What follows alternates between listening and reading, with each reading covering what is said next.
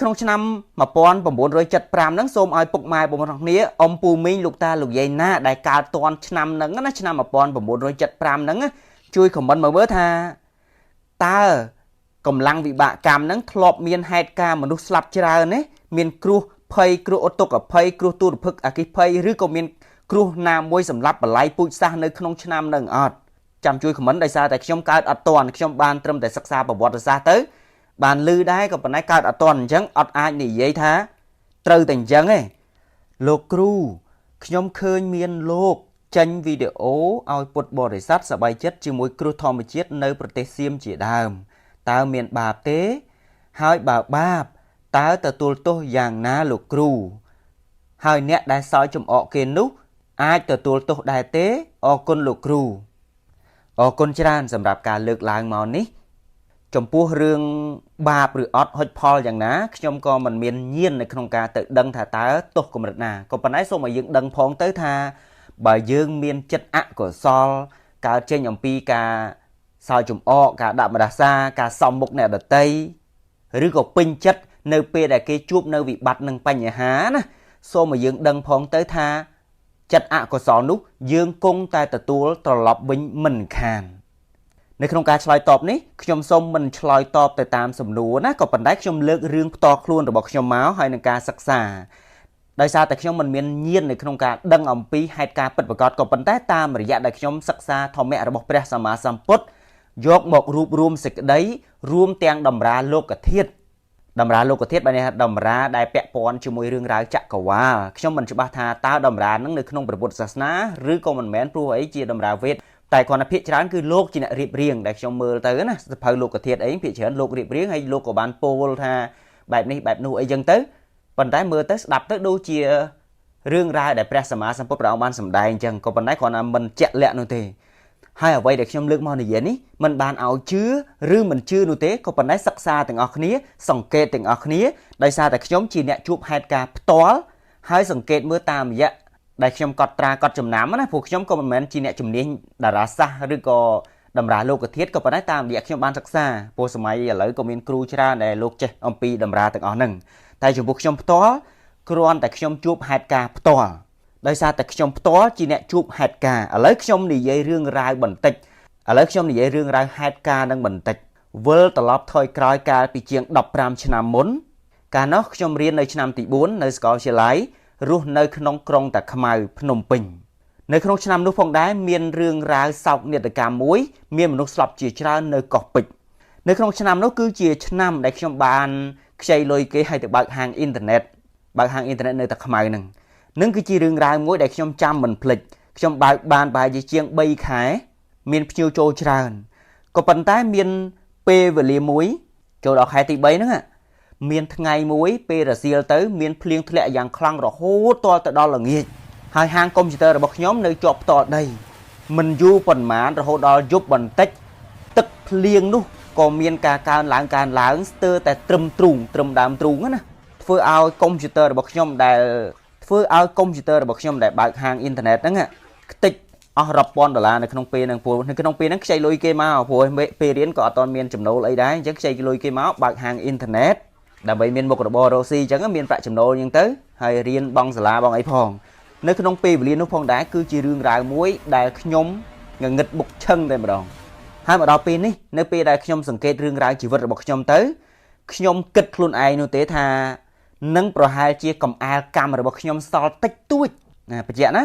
គ្រាន់តែជាកំអាលកម្មរបស់ខ្ញុំចំហាយកម្មតិចតួចនោះទេមិនមែនជាការហុចផលខ្លាំងនោះទេកើតចេញអំពីដែលខ្ញុំអាចនឹងប្រហែលជាធ្លាប់សើចចំអកអ្នកដតីនៅពេលដែលគេជួបគ្រោះជួបទុរភិក្សឬក៏ជួបឧតុភ័យគ្រោះទឹកជំនន់គ្រោះអគ្គិភ័យឬគ្រោះអីក៏ដោយត្រូវគេវាយអីក៏ដោយនៅពេលដែលគេជួបវិបត្តិប្រហែលជាខ្ញុំធ្លាប់សើចចំអកគេបញ្ជាក់ណាបាទអានេះខ្ញុំគិតខ្លួនឯងប្រហែលជាខ្ញុំធ្លាប់សើចចំអកគេឬក៏ធ្លាប់ដាក់បដាសាគេនឹងគ្រាន់តែជាកំអាលកម្មតិចតួចនោះទេដែលខ្ញុំត្រូវលិចហាងលិចអីទាំងអស់ហ្នឹងមិនមែនជាកម្មធ្ងន់នោះទេអញ្ចឹងខ្ញុំគ្រាន់តែជឿខ្លួនឯងថាប្រហែលជាកំអាលកម្មខ្ញុំសល់តិចតួចនោះទេតែពេលណាដែលហុចផលខ្លាំងខ្ញុំអត់ដឹងនោះទេព្រោះអីខ្ញុំអត់មានញៀនតែខ្ញុំជឿខ្លួនឯងថាប្រហែលជាខ្ញុំធ្លាប់សើចចំអកគេទឹកលិចគេជួបឧតុភ័យខ្ញុំទៅសើចចំអកគេខ្ញុំសំមុខគេនឹងរឿងទី1ដែលខ្ញុំគិតខ្លួនឯងអានឹងរឿងទី1 រឿងទី2ដែលខ្ញុំចងចាំមិនភ្លេចនៅក្នុងឆ្នាំនោះផងដែរនៅក្នុងឆ្នាំនោះផងដែរបន្ទាប់ពីខ្ញុំរើផ្ទះបានន័យថាយើងទឹកលិចខ្ទេចខ្ទីរបស់អស់ហើយប៉ុន្តែយើងត្រូវរើផ្ទះជួលផ្ទះថ្មីដល់ពេលមកជួលផ្ទះថ្មីទៅក៏ជួបរឿងមួយទៀតនៅក្នុងឆ្នាំនោះប្រហែលថ្ងៃក្រោយមកហ្នឹងមានមនុស្សស្លាប់ជាច្រើននៅកោះពេជ្របើសិនជាគិតតាមឆ្នាំដែលខ្ញុំចាំមិនភ្លេចនៅក្នុងគ្រិស្តសករាជ2010ក៏ប៉ុន្តែមកដល់ពេលវេលានេះដែលតាមរយៈខ្ញុំសិក្សានៅក្នុងតម្រាលោកធាតុសិក្សានៅក្នុងតម្រាហោរាសាស្ត្រមួយចំនួនហ្នឹងណាបើយើងគិតតាមឆ្នាំច័ន្ទគតិនិងសូរ្យគតិគឺឆ្លងផុតហើយចូលដល់ឆ្នាំថ្មីហើយកំឡុងពេលហ្នឹងគឺច័ន្ទគតិកំពុងតែឆ្លងឆ្នាំហើយបើសិនជាយើងរាប់ឥឡូវខ្ញុំរាប់ទុកថាខ្ទង់ប្រហែលជាឆ្នាំ2011ដើមឆ្នាំ2011អានេះខ្ញុំអត់និយាយអំពីរឿងឆ្នាំសកលតែខ្ញុំនិយាយអំពីឆ្នាំនៃសូរ្យគតិនិងច័ន្ទគតិដែលឆ្លងរួចហើយប្រសិនបើយើងនិយាយអំពីសូរ្យគតិពេលវេលាឆ្នាំហ្នឹងប្រហែលជា5-6 ខែហើយតាំងពីវិសាខបូជាមកក៏ប៉ុន្តែច័ន្ទគតិគឺទើបតែឆ្លងឆ្នាំថ្មីនៅក្នុងពេលវេលាដែលគេសែនសាពះលោកខែហ្នឹងជាពេលវេលាផ្កាកមុតរីកអញ្ចឹងរាប់ទុកថាឆ្នាំថ្មីកំឡុងពេលដើមឆ្នាំឬក៏ថាត្រៀមចូលឆ្នាំថ្មីហ្នឹងឯងអញ្ចឹងបើសិនយើងខ្ញុំគិតថាឆ្នាំ2010 2011ខ្ញុំយក2ឆ្នាំហ្នឹងទៅឥឡូវសូមឲ្យពុកម៉ែបងប្អូនគ្នាទៅតាមខ្ញុំណាឲ្យយើងទាំងអស់គ្នាកត់សម្គាល់តាមតម្រាលោកធាតុហើយនឹងកម្លាំងវិបាកកម្មដែលព្រះសម្មាសម្ពុទ្ធព្រះអង្គបានសម្ដែងនៅក្នុងតម្រាលោកធាតុនិយាយអំពីរឿងរ៉ាវចក្រវាឡអញ្ចឹងឲ្យពុកម៉ែបងប្អូនគ្នាកត់សម្គាល់កត់ត្រាតាមខ្ញុំមិនចាំបាច់ជឿខ្ញុំនោះទេណាបញ្ជាក់ថាមិនចាំបាច់ជឿនោះទេប៉ុន្តែឲ្យយើងសិក្សាទាំងអស់គ្នាព្រោះអីពុកម៉ែបងប្អូនគ្នាខ្លះអាចនឹងផ្ចាញ់ផ្ចាលឬក៏សើចចំអកឬក៏អីយ៉ាងណាមិនដឹងទេតែយើងរៀនទាំងអស់គ្នាបង្កើតនៅបញ្ញាបារមីមើលថាអ្វីដែលខ្ញុំនិយាយហ្នឹងយើងសិក្សាមើលវាអាចនឹងជួបខ្លះវាអាចនឹងមិនត្រូវទាំងស្រុងក៏ប៉ុន្តែមានទេព្រោះយើងសុទ្ធតែជាអ្នកមិនមានញាណមែនទេក៏ប៉ុន្តែតាមរយៈដែលខ្ញុំបានរស់នៅក្នុងប្រទេសរបស់ខ្ញុំមាតុភូមិហ្នឹងតាំងពីក្មេងរហូតមកដល់អាយុប៉ុណ្នេះទៅហើយចូលដល់ពាក់កណ្ដាលអាយុខៃណា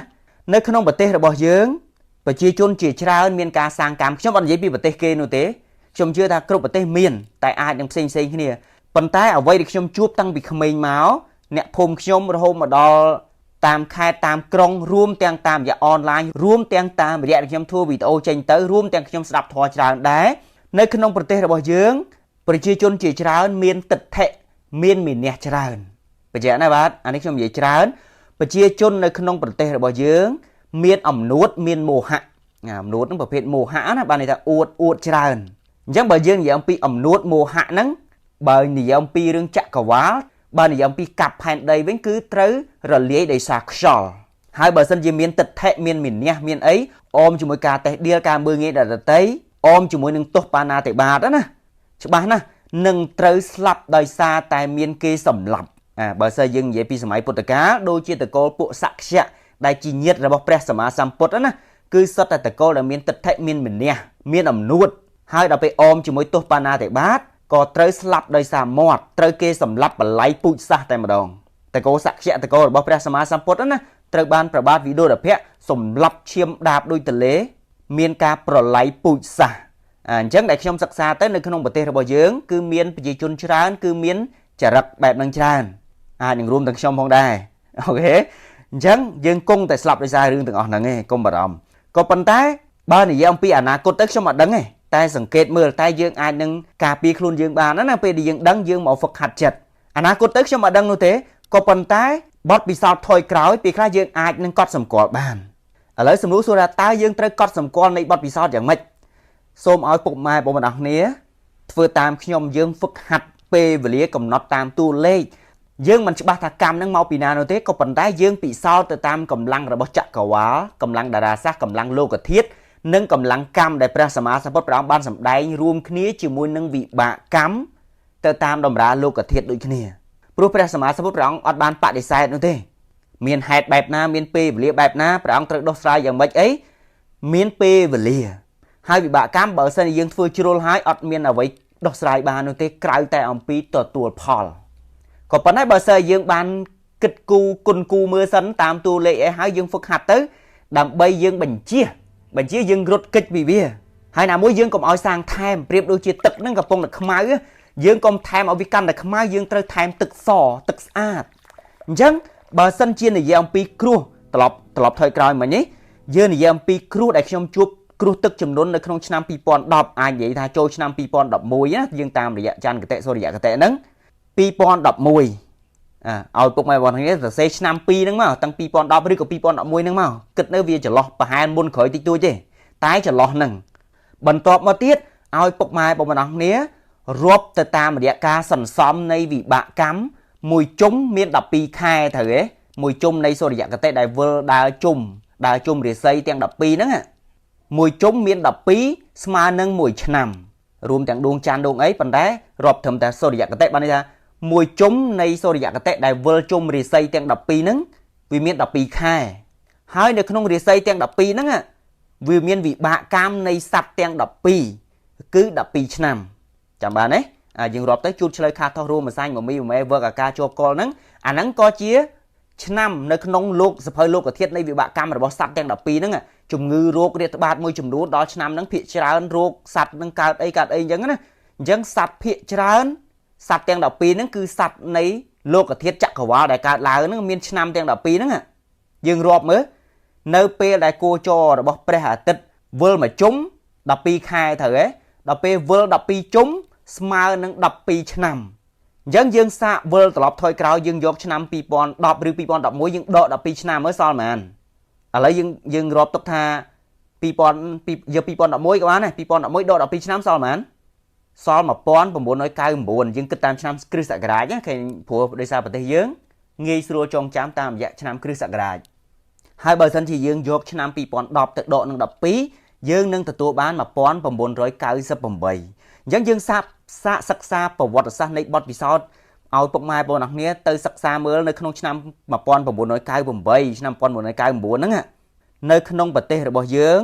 មានកម្មប្រភេទបហៈបហែលនៅឆ្នាំ2012មានកម្មបហៈបហែលហ្នឹងមានការមនុស្សស្លាប់ច្រើននៅក្នុងឆ្នាំហ្នឹងមានគ្រោះទឹកជំនន់រៀងច្រើនមានអគ្គិភ័យកើតឡើងនៅក្នុងឆ្នាំហ្នឹងណាក្នុងឆ្នាំ1998 99អីចឹងមានអត់ហ្នឹងពុកម៉ែបងប្អូនសិក្សាខ្លួនឯងណាព្រោះខ្ញុំនៅតូចអត់សូវដឹងទេតែបើសិនចាស់ខ្លះធ្លាប់ឮថានៅឆ្នាំហ្នឹងមានរដ្ឋបហាអីមនុស្សស្លាប់ច្រើនដែរតែខ្ញុំអត់សូវដឹងទេអាហ្នឹងគ្រាន់តែមកជុំទេណាអាហ្នឹងគ្រាន់តែមកជុំនៃការសន្សំបាបអកុសលនៃតម្រាចក្រវាឡលោកធាតុហ្នឹងទេឥឡូវយើងសាកសិក្សាបន្ថែមនៃមូលចិត្តដែលព្រះសម្មាសម្ពុទ្ធព្រះអង្គបានសម្ដែងវិបាកកម្មធំណាវិបាកកម្មធំឥឡូវយើងនិយាយអំពីអីគេលោភៈទោសៈមោហៈអត់តនិយាយអំពីទិដ្ឋិទេអត់តនិយាយអំពីភាពមេនះអំពីការគ្រាន់តែទោសៈតិចតួចខឹងក្រោធផ្ចាញ់ផ្សាគ្នាឌឺដងខ្ពើមរអើមើលងាយគ្នាអត់តនិយាយទេគ្រាន់តែនិយាយត្រឹមតែលោភៈទោសៈមោហៈ3ត្រូវទេ3ជុំអញ្ចឹងយើងសាកមើលថា3ជុំយើងវិលថយក្រោយ3ជុំមានហេតុការបហៈបហែលនឹងឆ្នាំ2010ហ្នឹងឯង2010 2011ហ្នឹងឯងឥឡូវយើងថាការសន្សំនៅលោភៈមួយជុំ12ឆ្នាំសន្សំនៅទោសៈមួយជុំទៀត12ឆ្នាំទៀតសន្សំនៅមោហៈមួយជុំទៀត12ឆ្នាំទៀតពុកម៉ែបងប្អូនគ្នាសាកវិលត្រឡប់ថយក្រោយដកតួលេខតាមខ្ញុំមើលឥឡូវយើងដូចខ្ញុំនិយាយថាយើងយកទង់ឆ្នាំ2010ឬ2011ដូចខ្ញុំនិយាយមិញថាវាអាចចូល2011ណាយើងយក2011ដក12ឆ្នាំមួយជុំយើងយកឆ្នាំ2011យើងយកឆ្នាំ2011ហ្នឹងដកមួយជុំនៃលោភៈចុះឥឡូវមួយជុំវាមាន12ឆ្នាំទៅហ៎ជុំទី2អាចនឹងមានទោសៈអញ្ចឹងតែប៉ុន្តែរៀងរាល់ឆ្នាំវាតែងតែមានលោភៈទោសៈមោហៈវាជុំគ្នាក៏ប៉ុន្តែគ្រាន់តែយើងរាប់ថាគោលធំយើងជុំទី2មាន12ឆ្នាំទៀតជុំទី3អូមកឥឡូវមោហៈមួយតង់ទៀតមកជុំទី3 12ឆ្នាំទៀតអញ្ចឹងយើងសាកដកទៅមើលថាឥឡូវឧទាហរណ៍ថា3ជុំមានប៉ុន្មាន12ឆ្នាំមួយជុំដល់ពេល3ជុំយក12គុណនឹង3វាស្មើនឹង36ឆ្នាំគុណតាមខ្ញុំណាឥឡូវយើងសាកយកតួលេខមើលថាយើងយកឆ្នាំខ្ទង់ថាឆ្នាំ2011ចុះតាមរយៈសូរិយគតិនិងច័ន្ទគតិព្រោះឆ្លងឆ្នាំហើយដែលមនុស្សស្លាប់នៅកោះពេជ្រហ្នឹងគឺឆ្នាំថ្មីនៃច័ន្ទគតិហើយសូរិយគតិខ្ទង់ប្រហែលជា6ខែហើយអញ្ចឹងយើងរាប់ទុកថាខ្ទង់ប្រហែលជាឆ្នាំ2011យើងយកឆ្នាំ2011ដកនឹង36ដកមើលកាលពីអតីតកាលពីឆ្នាំហ្នឹងប្រហែលឃើញប៉ុន្មានខ្ញុំដកទៅឃើញឆ្នាំ1975អញ្ចឹងនៅក្នុងឆ្នាំ1975ហ្នឹងសូមឲ្យពុកម៉ែបងប្អូនគ្នាអ៊ំពូមីងលោកតាលោកយាយណាដែលកើតតាន់ឆ្នាំហ្នឹងណាឆ្នាំ1975ហ្នឹងជួយខមមិនមកមើលថាតើកម្លាំងវិបាកកម្មហ្នឹងធ្លាប់មានហេតុការណ៍មនុស្សស្លាប់ច្រើនទេមានគ្រោះភ័យគ្រោះឧតុកភ័យគ្រោះទូរភឹកអគ្គិភ័យឬក៏មានគ្រោះណាមួយសម្រាប់បល័យពូជសាសនៅក្នុងឆ្នាំហ្នឹងអត់ចាំជួយខមមិនដោយសារតែខ្ញុំកើតអត់តាន់ខ្ញុំបានត្រឹមតែសិក្សាប្រវត្តិសាស្ត្រទៅ bàn lư đái còn nãy cao đã toàn chẳng ọt ai nỉ giấy thá trừ tình chẳng ấy còn tái tam đầm ra lô cả thiết đầm ra lô cả ba tam đầm ra bây giờ mà sang phật bảo ban sầm đai làm pi bị bạ cam nắng à ôm chúng môi đầm ra chặt cả ba lô cả thiết nắng vì ai đang miên trừ khạc đái nắng trong sắc sái nè bực trong con mình men chùm niên như riêng đà ra sạt đà ra lô cả thiết đây tại cron tại tam đại trong ban sắc sạ đây khạc đây chẳng ao bọc mai bồng phốn ông Pumi lục ta là vậy nè đại ca toàn năm mà pon và một rồi chật bram nắng à năm pe nắng miên mà nó slap chra nấy sắc sà mới chui prap trong phong đôi chân này hái bà sân chỉ dừng mưa khơi hai ca bẹp nắng á nè đào pe dừng rọp từ pe là ná cốt tiệt vì nơi thành chân tiệt bà sân chỉ miên mà đu nơi từ miên lô phe tô xạ mô hạ nơi miên tịch thệ nơi miên ca khăng cao miên ca sáu chùm o miên ca nân tia kia nơi miên ca chê bảo mát miên phơi tô pana tị bát ắt nia tiên vô bảo pôn nhà đợt tây giấy phun của họ chê bảo mát nì dây tại ca nhung nhung liệp pon nhà đợt tây nơi tại phật tức sở vâng ôi phần đất mưa từ nơi pe đã vơ chung đập mà đón đập pi năm mà đón đập pi năm mà đón đập pi năm cung tờ miên ca chụp và lấy pui sa nâng to tiết rứ còn miên ca sừng kiếm cao đói hai thông thông đại pra sama sang phật bảo sầm đánh cứ miên bay thông thông ti môi cao đói ruột ớt bát chẳng cứ cao miên chủng ngư ruột ớt bát chlong nâng miên cua ti pi cao đói sòng kiếm cao đói cả là hall miên ca cặp sầm lạp khnia nâng cua ti bay cao đói cua thom mà chiết đối chứ này xôm ao bọc mai bọn này rộp tới thà mà đón đập pi năm pi ra tới dương anh xóm tịch thệ mình nhé đập pi năm mình men to đập pi năm ban xóm ban này xóm là hô thời ấy xóm từng tịch thệ mình nhé miền pana thì bạn ắt này tin nhé đôi chung dễ nó cứ ao thì chỉ ạ của so ao thì chỉ ạ của so xóm tràn tới xóm tràn tới đập pi vừa chung nâng cao cua tam pi về đi này luôn có thiệt nữa nơi lừa phục hành đây dưới nữa tại dương mình đăng nơi nãy phần đáy bờ sân đi miền cả bánh trai tam đồng bon tam bật tết cứ nâng cao từ tam đồng bon tam bật tết đôi kia chẳng ao tụi mình đứng xóm tới tràn tới dừng rọp tới chung nâng cao hạt nâng đỏ đai vơ chung ọt miền ấy lùng bạc cái tiền chạm bàn ấy thì muối cứ rô ọt tự bạc tí pi sừng kiềm tí bấy cừu thom chết cao đói tức đấy phượng cho tức nó cứ cừu tức chấm nón cừu ràng nguốt đấy miền chui đấy cho miền cho cuối miền họp cho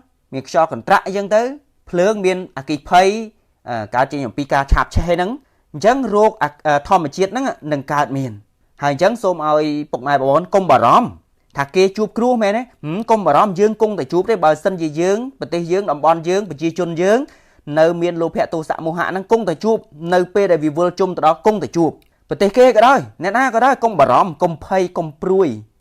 còn bên này nơi pe na thì dương vô làm pi hạt nắng à xu thầy dương trong chụp ấy trong chụp hai ấy trong chụp tích tuổi chứ